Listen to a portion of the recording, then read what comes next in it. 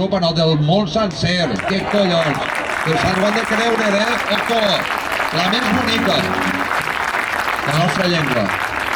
Bueno, pues, la tia Milieta, que és la que m'ha ensenyat la malaguenya, allò era un portent. Ella es posava a cantar-me l'oració de Santa Genoveva, perquè era Genoveva, 3/4 una hora. Ah, sabeu què dia? Un ángel bajó del cielo. Había una mujer, no, en una reca se posó. Había una mujer, la mujer le dijo, ángel, vaca, y el ángel bajó, Bueno, por això, molt graciosa. La oració de Santa Genoveva. Se les sabia totes, les cançons de Batre, les cançons del Farolet, el sereno mort un gos a la porta de l'hospital, les xiquetes de costura se l'han menjat en oli sal, sereno a les 12:30, garrofes i hierro, totes. Les cançons de Batre, les cançons de Llaurat, les cançons d'Emblanquinat, totes. Jo dic que aquella gran senyora, perquè era una gran senyora, si haguera estudiat, hauria sigut un portent.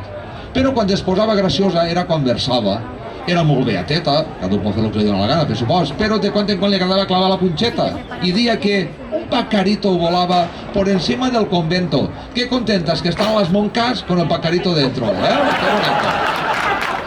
Després, quan passava Nadal, ara que ja anem per a Nadal, doncs després de Nadal, i que fa l'oncle de Nadal, passava Nadal, diu que els homes, en poble de Barxeta, raïm i figues, si plou a temps, si no plovia no hi havia res, pues anaven a fer feixos, que diguem a la comarca de la Costera, o garbons, els garbons de llenya per a guisar o per a calfar-se per a lo de acuéstense, que ja no me l'ha contat avui, lo de acuéstense.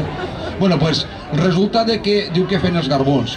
I els homes normalment s'ho posaven entremig de les cames per fer el garbó. I ella deia, el oficio de carbonero es faena muy azarosa, todo el día haciendo garbones y algún pesic a la bossa.